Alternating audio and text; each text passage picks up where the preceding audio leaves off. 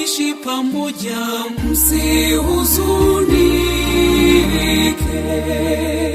Naenda kwa Baba, huko ndiko makao yangu yalipoandaliwa na aliyeniumba.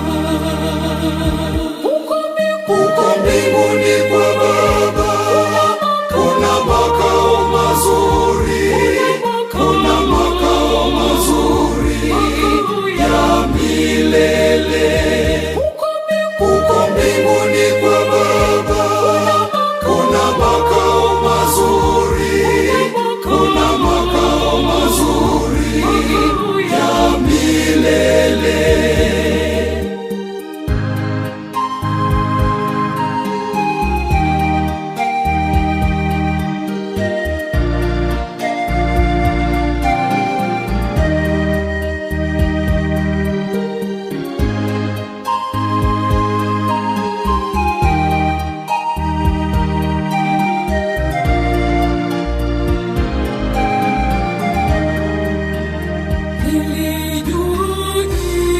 Siku sitakuwa nanyi, nitarudi kwa Baba.